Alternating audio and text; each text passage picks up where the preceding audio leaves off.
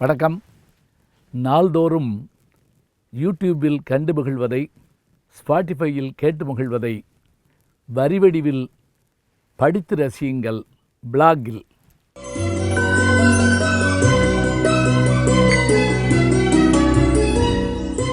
இன்னைக்கு வரைக்கும் நான் பார்த்த வரைக்கும் புத்தக திருவிழாவில் அதிகமாக விற்கக்கூடிய புத்தகம் எதுன்னு பார்த்தீங்கன்னா பொன்னியின் செல்வனாக தான் இருக்குது. இப்போ வரைக்கும் இந்த ஆண்டு புத்தக திருவிழா வரைக்கும் நான் பார்த்துட்டேன். எல்லோரும் இருக்கிறதா இருக்குது. 1955-57 எழுதப்பட்ட இந்த பொன்னியின் செல்வன் 5 பாகமாக அந்த காலத்தில் வெளிவந்தது. இன்றைய தலைமுறை வரைக்கும் இருக்குது அப்படின்னு பார்த்தா, இதை சினிமாவாக்கணும்னு புரட்சித்தலைவர் எம்ஜிஆர் அவர்கள் உரிமை வாங்கி வச்சுருந்தார், பண்ண முடியல. என் இனிய நண்பர் பத்மஸ்ரீ கமலஹாசன் அவர்கள் உரிமை வாங்கி வச்சுருந்தார், அவரும் பண்ணலை. மணிரத்னம் அவர்கள் முதல் முறை முயற்சி பண்ணலை. இப்போ ஷூட்டிங் நடந்துக்கிட்டு இருக்குன்னு நான் பார்க்குறோம். ஆக எல்லோரும் இருக்கக்கூடிய ஒன்றாக பொன்னியின் செல்வன் அமைஞ்சிருக்குது.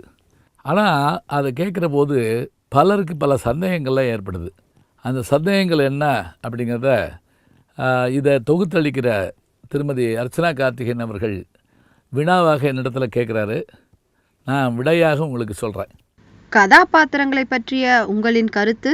பொன்னியின் செல்வனை பொறுத்த மட்டும் எப்படி ராமாயணம் மகாபாரதம் போல் இதிலும் மிக அதிகமான கதாபாத்திரங்கள்.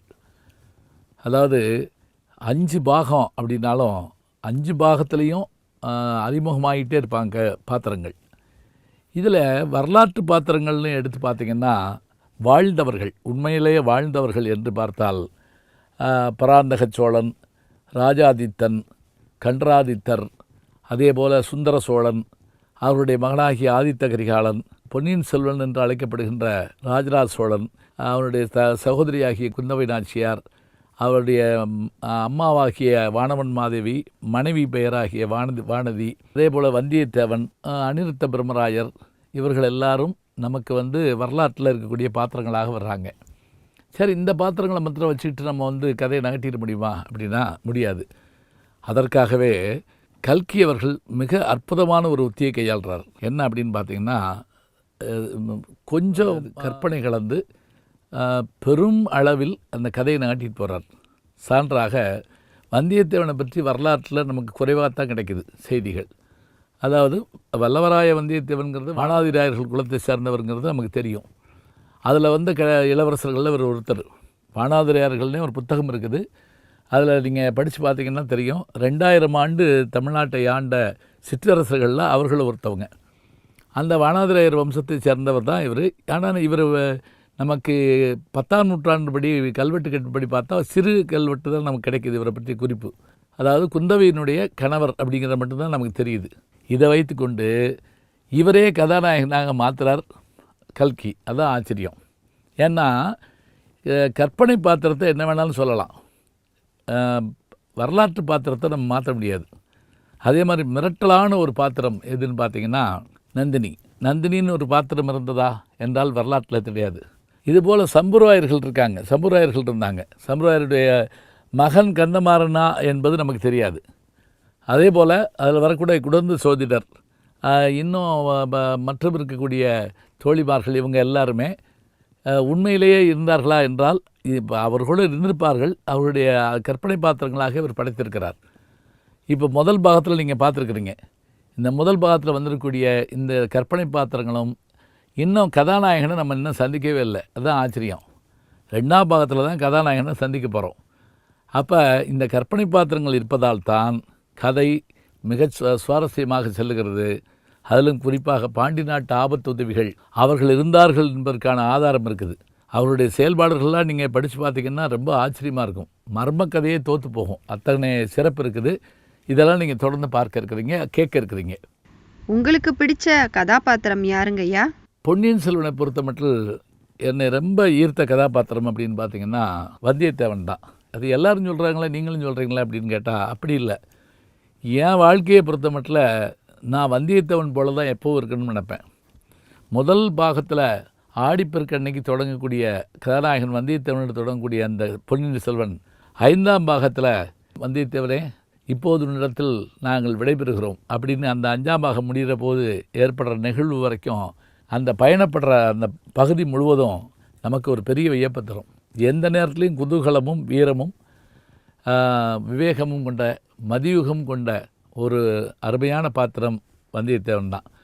அதனால தான் புரட்சித்தலைவர் எம்ஜிஆர் அவர்கள் கூட என்ன குழப்பம் இருந்ததுன்னா, வந்தியத்தேவனை அடிக்கிறதா அல்லது ராஜராஜ சோழனை அடிக்கிறதா அப்படின்னு ஒரு குழப்பம் இருந்தது.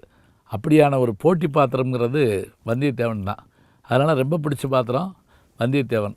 ரொம்ப பிடிச்ச பெண் பாத்திரம் அப்படின்னு பார்த்தீங்கன்னா பூங்குழலின்னு ஒரு பாத்திரம் வரும். ரொம்ப அற்புதமான பாத்திரம், பின்னாடி நீங்கள் பார்க்குறீங்க.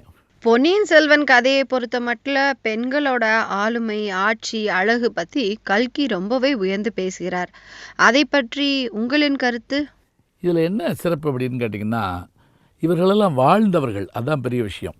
கண்டராதித்த சோழனுடைய மனைவியாகிய செம்பியன் மாதவி தன்னுடைய வாழ்நாளில் கணவரை இழந்த பிறகும் கூட 4 தலைமுறை இளவரசர்களை வளர்த்த பிறகும் கூட 99 கோயில்களை கட்டியிருக்கிறாருங்கிறது தான் சிறப்பு.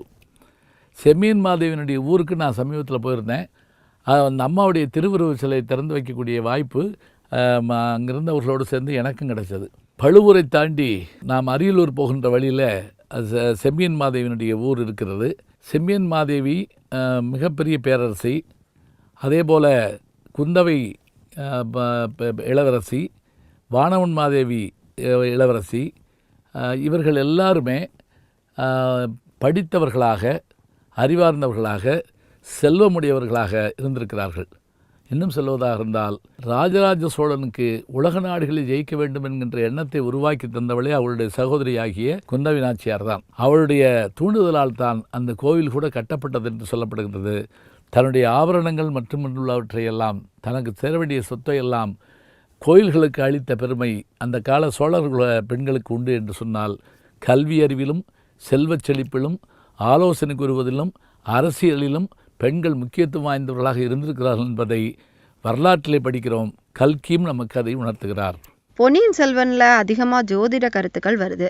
அதை பத்திய உங்களோட அபிப்பிராயம் என்னங்கய்யா? குடந்தை ஜோதிடர்னு ஒருத்தர் வருவார்.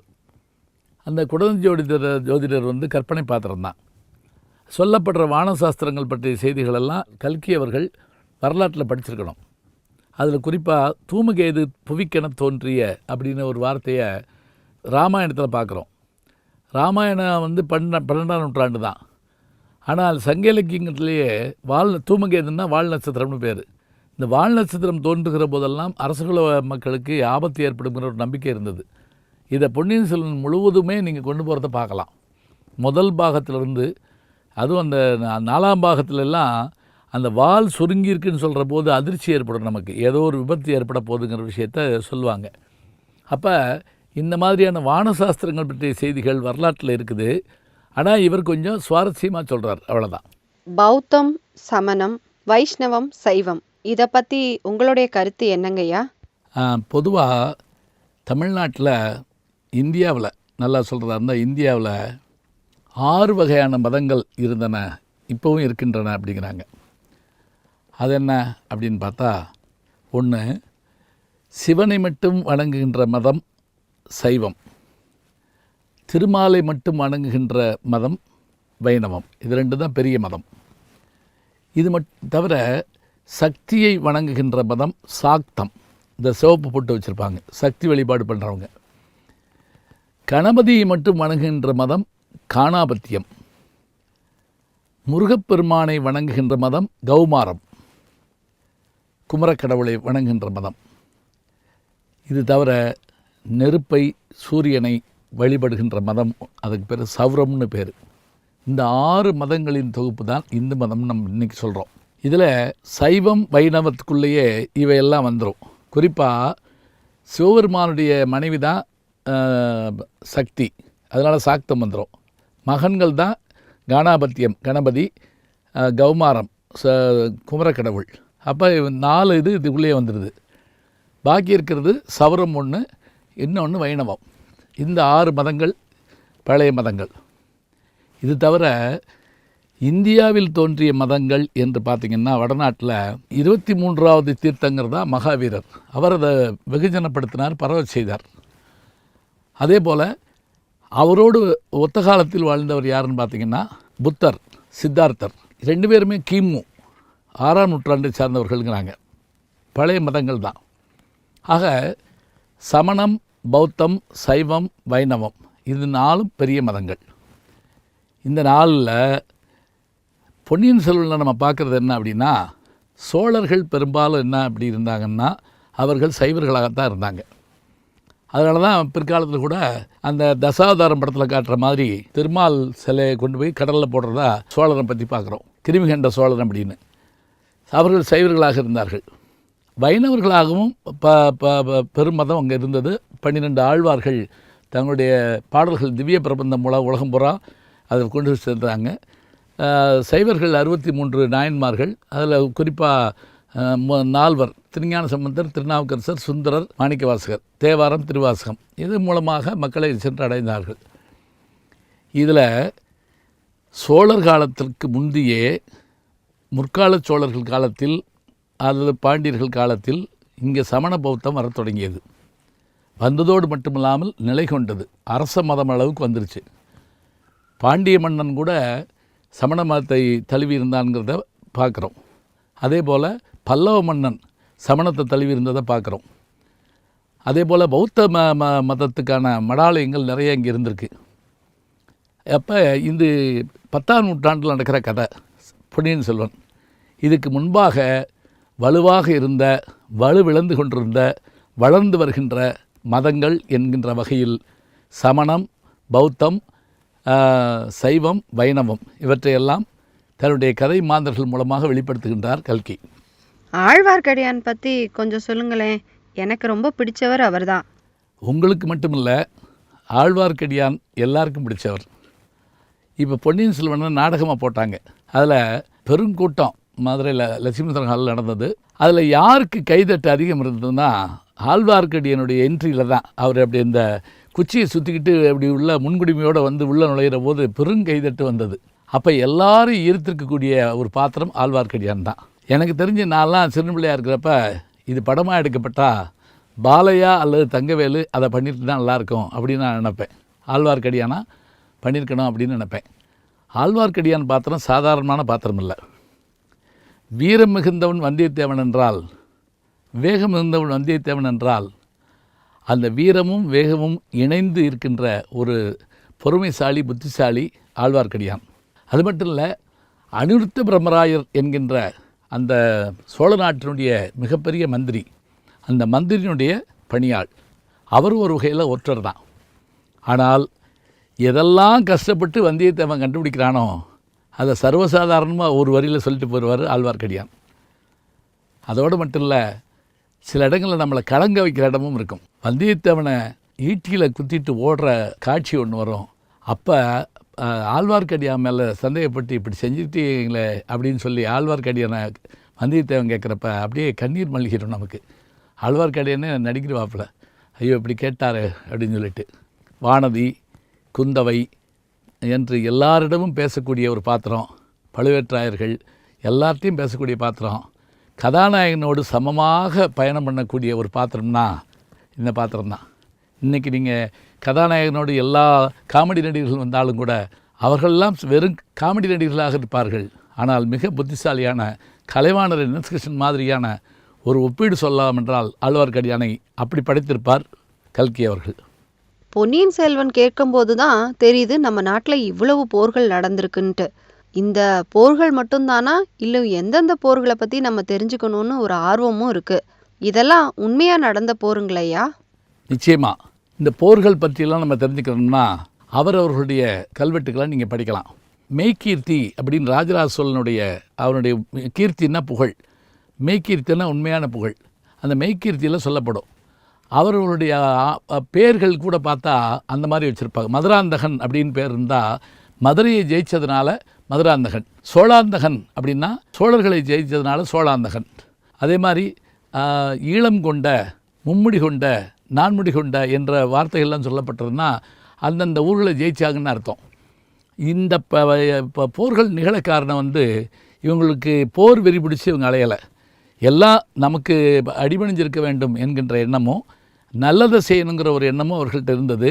இதில் கூட நீங்கள் பார்க்கலாம், இலங்கையோடு சண்டை ஓடுறப்ப கூட இங்கேருந்து உணவு அனுப்பி விடுற மாதிரியான செய்தியெல்லாம் பின்னாடி வரப்போகுது. அதை பார்த்து நீங்கள் மகிழ்வீங்க. பல்லவர் காலம் தொடங்கி அதற்கு முன்பாக முற்கால பாண்டியர்கள், முற்கால சோழர்கள், முற்கால சேரர்கள், அதே போல் பல்லவர்கள், களப்பிரர்கள், பிற்கால பாண்டிய சேர சோழ பாண்டியர்கள் என்று யுத்தங்கள் நடந்து கொண்டே தான் இருந்தன. அவையெல்லாம் உள்நாட்டு யுத்தங்கள் மாதிரி தான் நடந்தன. அவையெல்லாம் நடந்ததற்கான ஆதாரங்கள் தான் அந்த பள்ளிப்படை. அந்த இடத்துல தான் அவங்கெல்லாம் கூடி நம்முடைய பகைவனுடைய பள்ளிப்படைக்கு நாம் செல்வோம் அப்படின்னு ஒரு இடத்துல கூட வரும். அதை நீங்கள் பார்க்கலாம். பொன்னியின் செல்வன் கேட்கும்போது சில அத்தியாயங்களில் இடையில சில தமிழ் பாடல்கள்லாம் வருது. அதுக்குரிய பொருள் அதெல்லாம் கேட்டு தெரிஞ்சுக்கணும்னு ஆசையாக இருக்குங்கய்யா. அதை பற்றி கொஞ்சம் சொல்ல முடியுமா? உதாரணத்துக்கு வீரநாராயண பெருமாள் கோயிலில் ஆழ்வார்க்கடியான் நம்மாழ்வாரோட தமிழ் வேதத்துலேருந்து சில பாசுரங்களை பாடினான் இல்லையா? அதை கேட்கவும் எனக்கு ரொம்ப சந்தோஷமாக இருந்துச்சு. ஆனால் அந்த பாடலை பற்றிய பொருள் தெரிஞ்சால் இன்னும் நல்லா இருக்கும்னு நினைக்கிறேன். கொஞ்சம் சொல்ல முடியுங்களையா? எம்பெருமானுடைய மேனி அழகை பற்றி சொல்லுகிற போது கண்டோம் கண்டோம் கண்ணுக்கு இனியன கண்டோம் என்று நீலவண்ணனாகிய எம்பெருமானுடைய அழகை சொல்லி அவனுடைய அருளால் நம்முடைய சாபங்கள் போயிற்று, நன்மைகள் விளைஞ்சது. நன்மைகள் விளைந்ததன் காரணமாக சாபம் போனதால் பசி இல்லை, பஞ்சமில்லை, பிணி இல்லை, மரணமில்லை, யமனுக்கு இங்கு வேலை இல்லை என்று நம்மாழ்வார் பாடுகின்ற பாசுரத்தை நம்முடைய ஆழ்வார்க்கடியான் மிக அழகாக எடுத்து பாடுகின்றார். கடந்த அத்தியாயம்னு நினைக்கிறேங்கய்யா, ஒரு தமிழ் பாடல் வந்தது. நாமர்க்கும் குடியெல்லோம் அப்படிதான் ஆரம்பிக்கும்னு நினைக்கிறேன். அந்த பாடலோட பொருள் தெரியணும்னு ஆசையாக இருக்குது. அதுவும் இல்லாமல் அந்த பாடல் பாடினா எல்லா நோயும் போயிருமா?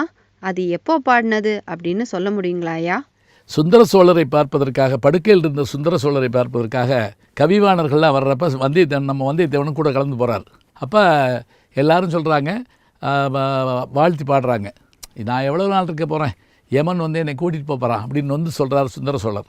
அப்படிலாம் நம்ம முடியாது, நான் சின்ன பிள்ளை தாண்டி வர முடியாது என்ற நம்பிக்கை இருக்குது அப்படின்னு சொல்கிறாரு. உடனே சின்ன பிள்ளை பெருமிதமாக மன்னருக்கு நன்றி அப்படிங்கிறாரு. அப்போ தான் ஒரு புலவர் எந்திரிச்சு சொல்கிறாரு. யாருடைய பாட்டை சொல்கிறாரு அப்படின்னா திருநாவுக்கரசருடைய தேவாரத்தை சொல்கிறார். திருநாவுக்கரசர் வாழ்ந்தது எப்போ? 7ஆம் நூற்றாண்டில். இந்த கதை நடப்பது 10ஆம் நூற்றாண்டில். அதாவது திருநாவுக்கரசர், வாகீசர் அவருடைய பேர். அவருக்கு அந்த வயிற்று வலி நோய் ஏற்படுது. சகோதரியினுடைய வேண்டுதலால் சமண மதத்திலேருந்து சைவ மதத்துக்கு வர்றார். அப்போ பல்லவ மன்னன் என்ன பண்ணால், மகேந்திர பல்லவன் இப்படி போயிட்டாருன்னு சொன்னோன்னே அவர் போய் பிடிச்சிட்டு வாங்க அப்படின்னு சொல்லி தண்டிக்கலாம்னு சொல்லிட்டு ஆட்களை அனுப்புகிறார். அவங்க வந்தோடனே மன்னர் கூப்பிடுறாரு அப்படின்னு சொல்கிறாங்க. உடனே இவர் சொல்கிறாரு, நாம் யாருக்கும் குடியல்லோம், நான் வந்து எனக்கு அரசனும் கிடையாது, ஆண்டியும் கிடையாது, நமனை அஞ்சோம், யமனுக்குனே நான் பயப்பட மாட்டேன், நரகத்தில் இடர்படும், எங்களுக்கு நரகம் கிடையாது, ஏன்னா சிவபெருமானை வணங்குகிறோம், ஏமாப்போம், பிணியறியோம், பணிவோம் அல்லோம், தைரியமாக சொல்கிறார். எனக்கு யாரும் அரசர்கள் கிடையாது, நான் யாருக்கு அடிமையும் கிடையாது, எனக்கு யமபயம் கிடையாது, எம்பெருமான் இருக்கிறவரை எனக்கு யாரும் தொல்லை கொடுக்க முடியாது என்று தைரியமாக 7ஆம் நூற்றாண்டில் பாடிய பெருமை திருநாவுக்கரசருக்கு உண்டு. அதனால தான் பின்னாடி கூட பாரதி காலா என் காலருகே வாடா அப்படின்னு சொல்கிறாருன்னா அந்த தைரியம் திருநாவுக்கரசர்லேருந்து வந்தது தான். அந்த பாட்டை தான் புலவர்கள் எடுத்து சொல்கிறாங்க. சுந்தர சோழர் கேட்டு மகிழ்கிறார். அப்படியே நாட்டோட ராஜா நோய்வாய்ப்பட்டிருக்காரு, அவருக்கு வேற 2 பசங்க, இதில் வேற யார் நாட்டை ஆள்றதுன்னு ஒரு குழப்பம், நடுநிசை கூட்டம், உள்கட்சி பூசல், எதிரி நாட்டு சதிகள் மற்றும் ஒற்றர்கள், இப்படி ஒவ்வொருத்தரும் ஒவ்வொரு கட்சியாக பிரிஞ்சிருக்கிறாங்களே, இதில் எந்த கட்சி ஆட்சியை பிடிக்க போகுது? ஐயா மன்னிக்கணும், நான் பொன்னியின் செல்வனில் கேட்டேன். நாட்டை யார் ஆள போகிறாங்கன்னு தான் கேட்குறீங்க. கொஞ்சம் பொறுத்தா உங்களுக்கே தெரிஞ்சு போகும். நானும் பொன்னியின் செல்வனை தான் சொல்கிறேன், முழுவதும் படித்து பாருங்கள், அது தெரியும். ஏன்னு கேட்டால் இப்போவே ஒரு முடிவுக்கு, முதல் பாகத்திலே ஒரு முடிவுக்கு நம்ம வந்துட முடியாது. 5ஆம் பாகம் வரைக்கும் நம்ம பயணப்படுற போது தான் யார் யார் வர்றாங்க. இன்னும் சொல்லப்போனால் 5ஆம் பாகத்தில் ஒரு வித்தியாசமான ட்விஸ்ட் ஒன்று இருக்குது.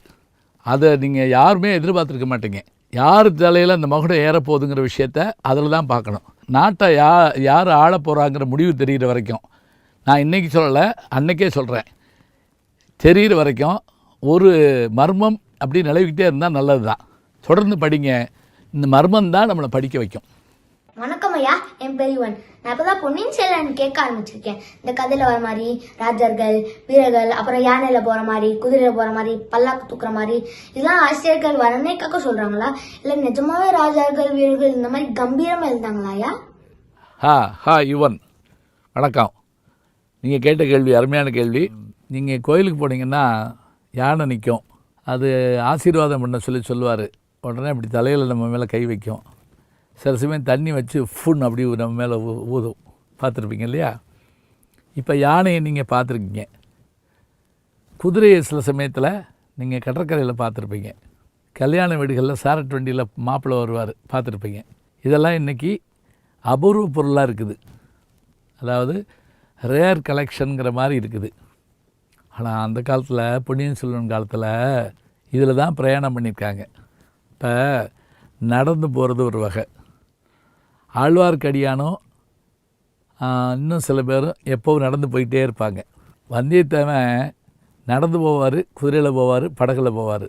சரி, யானையில் போன ஆள் யார்? பின்னாடி வரப்போகுது பாருங்கள். யானையில் வந்து பெரும்பாலும் அருள்மொழித்தேவன் அந்த யானை மொழியை தெரிஞ்சுக்கிட்டு அதனுடைய லாங்குவேஜ், யானைக்குன்னு ஒரு லாங்குவேஜ் இருக்குது. எப்படி நம்ம வீட்டில் வளர்க்குற பெட் அனிமல்ஸ்கிட்ட பேசுகிறோம் இல்லையா, சிட்டவுன் அப்படின்னா உட்காரு இல்லையா டாக்கு, அது மாதிரி அந்த யானை மொழி தெரிஞ்சு அவர் யானைகிட்ட பேசுகிறாரு. படகு ஓட்டுறதுல வல்லவளாக இருக்கிறா யார்? பூங்குழலி. அப்போ தண்ணியில் போகிறதுக்கும் நம்ம தமிழர்கள் வந்து போக்குவரத்து வாகனங்கள் வச்சுருந்தாங்க. டிரான்ஸ்போர்ட் நம்ம சொல்கிறோம்ல, போக்குவரத்து வாகனம் வச்சுருந்தாங்க. தரையில் போகிறதுக்கு இப்போ மாதிரி கார் இல்லை, ரயில் இல்லை, பைக் இல்லை, சைக்கிள் இல்லை. குதிரை இருந்துச்சு, மாட்டு வண்டி இருந்துச்சு. அரசிமார்கள் போகிறதுக்கு ஆட்கள் தான் தூக்கிட்டு போவாங்க பல்லக்கில். அதாவது இப்படி வளவாக இருக்கும், முன்னாடி 2 கம்பு, அந்த கம்பு நீட்டிக்கிட்டு இருக்கோம், முன்னாடி 2 பேர், பின்னாடி 2 பேர் தூக்கிட்டு போவாங்க. அந்த இளவரசிகள் உள்ள பட்டு மத்தியில் உட்காந்து அதை பயணிப்பாங்க. நந்தினி, குந்தவை, வானதி எல்லாம் போகிறாங்க இல்லையா? அதனால் அந்த காலத்தில் இதெல்லாம் இருந்திருக்கு. என் பேர் லோகவர்மன். நான் இப்பதான் பொன்னியின் செல்வன் கேட்க ஆரம்பிச்சிருக்கேன். ஆனா எனக்கு இப்பவே வந்தியத்தேவனை ரொம்ப பிடிச்சி போச்சு. நானும் அவனை மாதிரி தான் வச்சுக்கோங்களேன். டாக்கிட்டு பரப்பறன்னு என்ன தேவை செஞ்சிருவேன், அதுக்கு திட்டு வாங்குவேன். ஆனா அதுக்கே கடைசியில நல்ல பேர் வாங்குவேன். நானும் அவனை மாதிரியே ஆகணும்னு ஆசைப்படுறேன். அதுக்கு என்னலாங்க நான் செய்யணும்? ஹலோ லோவர்மன், வணக்கம். வந்தியத்தேவன் மாதிரி வரணுமா? நிச்சயமாக நீங்கள் வந்தியத்தேவன் மாதிரி பிரமாதமாக பின்னாடி வருவீங்க. அதுக்கு யார் எடுத்துக்காட்டுன்னு சொல்கிறீங்களா? நானே எடுத்துக்காட்டு. நான் சின்ன பிள்ளையிலிருந்து வந்தியத்தேவன் மாதிரி வரணும், வந்தியத்தேவன் மாதிரி வரணும்னு நினச்சிக்கிட்டே இருந்தேன். அப்படி என்ன நான் வந்துட்டேன் அப்படின்னு நீங்கள் பார்த்தீங்கன்னா, என்னை நீங்கள் சினிமாவில் பார்த்துருப்பீங்க, டிவி ஷோவில் பார்த்துருப்பீங்க, பட்டிமன்றத்தில் பார்த்துருப்பீங்க, மேடையில் பார்த்துருப்பீங்க. இதெல்லாம் நான் படித்த தமிழால் எனக்கு வந்தது தெரியும். ஆனால் எப்படி புகழ் பெறணும் அப்படிங்கிறத நான் வந்தியத்தேவன்கிட்ட தான் தெரிஞ்சுக்கிட்டேன். எந்த நேரத்துலையும் சரளமாக நகைச்சுவையாக பேசுகிறது, ஆபத்து வந்த இடத்துல தப்பிக்கிறதுக்கு முயல்றது, அதுலேயும் பாதாள குகைக்குள்ளே மாட்டிக்கிட்டு இருந்தப்பா பயப்படாமல் உள்ளே அலையிறது, கஷ்டம் வந்த நேரத்தில் கூட ரொம்ப தெளிவாக இருக்கிறது, இப்படியெல்லாம் செய்கிறப்ப இந்த எண்ணமெல்லாம் நமக்கு இருந்தால். ஆனால் வந்தியத்தேவனுடைய அந்த ஒரு பாத்திரத்தில் ஒரு ஆச்சரியம் என்னன்னா, யாருக்கும் கெடுதல் பண்ண மாட்டாங்க வந்தியத்தேவன். அவன் வீரமானவன், நகைச்சுவையானவன், விவேகமானவன், நல்லவன், பிறருக்கு தீங்கு செய்யாதவன். யாராவது ஆபத்தில் மாற்றிக்கிட்டா உடனே போய் காப்பாற்றுவான். நீங்களே பார்த்துருப்பீங்கள்ல, அவன் தோழன் கந்தமாறனை குத்திடுவாங்க தோளில் தூக்கி போட்டுக்கிட்டே போய் அவனை காப்பாற்றக்கூடிய காட்சியெல்லாம் பார்த்திங்கன்னா ஆச்சரியமாக இருக்கும்.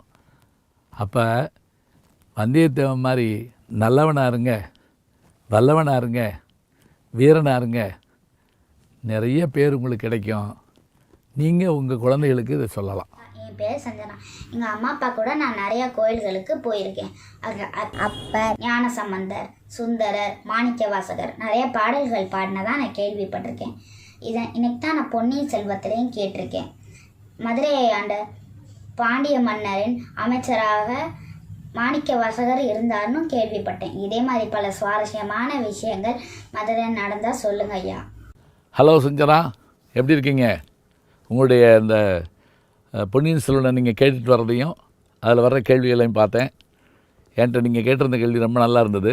இப்போ உங்கள் வீட்டுக்கு யாராவது சீஃப் கெஸ்ட் வராங்கன்னு வச்சுக்கோங்களேன். ஒன்றும் இல்லை, எங்கள் வீட்டுக்கு கமல் சார் வந்திருக்காரு, எங்கள் வீட்டுக்கு விஜய் சேதுபதி சார் வந்திருக்காரு அப்படின்னு நீங்கள் சொல்லுவீங்க. யாரும் நிச்சயமாக வந்திருப்பாங்க, எப்படியும் அதை பார்த்துருப்பீங்கன்னு வச்சுக்கோங்களேன். இன்றைக்கி இருக்கிறவங்க சொல்லுவாங்க, உங்கள் அப்பா அம்மா சொல்கிறப்ப சிவாஜி சார் வந்து இந்த சேரில் உட்காந்துருக்காரு, எம்ஜிஆர் ஒரு நாள் வந்திருக்கார் அப்படிலாம் சொல்லுவாங்க. இது மாதிரி அந்த காலத்தில் ராஜாக்கள் வர்றதையும் மற்றவங்க வந்துட்டு போனதையும் சொல்கிறது வழக்கம். இப்போ இந்த கோயிலுக்கு போகிறோம், நம்ம கோயிலுக்கு போனால் சாமி கும்பிட்டுட்டு வந்துடுறோம். ஆனால் கோயிலில் அந்த தூண்களில் இருக்கக்கூடிய எழுத்துக்களை பார்க்கணும். அந்த எழுத்துக்களை நீங்கள் படிக்க தெரியாதவங்களுக்கு தெரிஞ்சவங்கள வச்சு படிக்க வச்சிங்கன்னா அது தமிழ் தான், ஆனால் பழைய தமிழ்.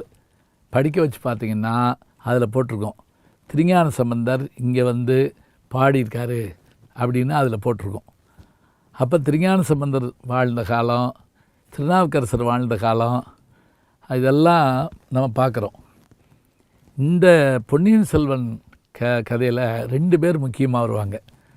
அதாவது 4000 திவ்ய பிரபந்தத்தை தொகுத்த நாதமுனிகள் சின்ன குழந்தையாக வருவார். அதே போல் ஒரு இடத்துல நம்பியாண்டார் நம்பின்னு செம்பியன் மாதேவி கூட்டிகிட்டு வந்து அவருக்கு வேண்டியதெல்லாம் செய்வாங்க. அப்போ அவங்க வாழ்ந்த காலத்தில் தான் இவங்க வாழ்ந்தாங்கங்கிறதுக்கான ஆதாரம் நமக்கு கிடைக்குது. இவர் தான் பின்னாடி 12 திருமுறைகளை தொகுக்கிறார். அதனால் நீங்கள் எந்த கோயிலுக்கு போனாலும் மறக்காமல் இந்த கோயிலில் வந்து திருஞான சம்பந்தர் பாடியிருக்காரா, திருநாவுக்கரசர் பாடியிருக்காரா, சுந்தரர் பாடியிருக்காரான்னு ஒரு தடவை கேளுங்க. இளையராஜா ஒரு முறை இங்கே வந்திருக்காருங்க, கச்சேரி செஞ்சுருக்காருங்க அப்படின்னு சொல்கிறாங்கல்ல, அது மாதிரி அந்த காலத்தில் அவங்களா வந்தாங்களா இல்லையாங்கிறத அங்கே இருக்க கல்வெட்டில் ஓவியத்தில் பார்க்கலாம் நீங்கள். வணக்கம் ஐயா, என் பேர் வர்ஷா. நான் இந்த கதையை கேட்கும்போது எனக்கே இந்த பழுவேட்டரையர் மேலே கொஞ்சம் கோபமாக தான் வருது. ஆனால் அந்த காலத்தில் போர்லாம் எப்படி நடந்துச்சுங்கிறது எனக்கு தெரியவே தெரியாது. இப்போ இவங்க ஏன் உணவு தானியங்கள்லாம் அனுப்பி வைக்க மாட்டேங்கிறாங்க? இந்த மாதிரி உணவு தானியங்கள்லாம் போர் மணிக்கு அனுப்பி வைப்பாங்களா? நான் டிவியில் மகாபாரத் போரில் பார்த்துருக்கேனே, அவங்க அப்படிலாம் போர் மணிக்கு அனுப்பி வைப்பாங்களா? ஏன் இந்த பழுவேட்டரர்கள் இவ்வளோ கெட்டவங்களா இருக்காங்க?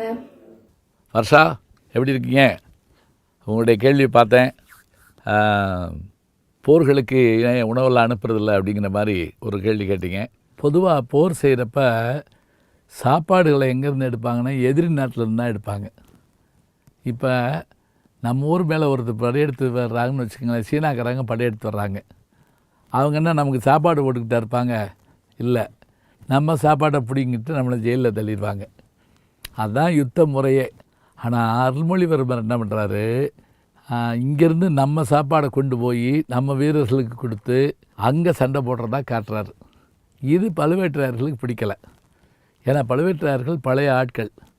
அவங்க என்ன செய்வாங்க, நம்ம யுத்தத்துக்கு போனால் அங்கே கிடைக்கிற பொருளை வச்சு தான் நம்ம சாப்பிட்றோமே தவிர எதிரிகளை வீழ்த்தணும், அவங்க வீட்டில் இருக்க பொருளை எடுத்து வரணும், அப்படித்தான் யுத்தம் பண்ணணும்னு சொல்கிறாங்க. அதனால் பழுவேட்டரையர்கள் கெட்டவங்க இல்லை. சோழ சாம்ராஜ்யத்தை உருவாக்கணுங்கிறதுக்காக பெரும்பாடுபட்டவங்களில் அவங்களும் 2 பேர். அவங்க மூதாதையர்களுடைய வரலாறு படிச்சிங்கன்னா, விசயாலய சோழன் கால் 2 முடியாமல் இருந்தபோது ஒரு குதிரை கொடுங்கன்னு கேட்டப்போ கிடைக்கலன்னொன்னே பழுவேட்டரையருடைய தாத்தா தோளில் ஏறிட்டு தான் சோழ சாம்ராஜ்யத்தை உருவாக்குனாருன்னு நீங்கள் படிச்சிருப்பீங்க. அதனால் அவங்க வந்து கெட்டவங்க இல்லை. யுத்தத்துக்கு போகிறப்ப சாப்பாடு கொண்டுட்டு போகிறதுங்கிறது வழக்கமும் இல்லை. அருள்மொழிவர்மன் தன்னுடைய நல்ல தன்மையினால் நம்ம சாப்பாடு கொண்டு போய் நம்ம கொடுக்கணும் அப்படின்னு சொல்கிறாரு. இது புது விஷயமாக தான் இருக்குது. இது போல் கேள்விகள் நிறைய கேட்டுக்கிட்டே இருக்கீங்க. அடுத்தடுத்து நீ வரக்கூடிய தொடர்களில் உங்களுக்கு ஏற்படுற சந்தேகங்களை கேளுங்க, நான் பதில் சொல்கிறேன். வணக்கம் அன்புக்குரிய யூடியூப் நேயர்களே, நீங்கள் இன்னும் என்னை நெருக்கமாக பின்தொடர வேண்டும் என்று சொன்னால் ட்விட்டர், இன்ஸ்டாகிராம், ஃபேஸ்புக் போன்ற சமூக வலைதளங்களில் பின்தொடர்ந்து வாருங்கள். நாம் முன்தொடர்ந்து செல்வோம்.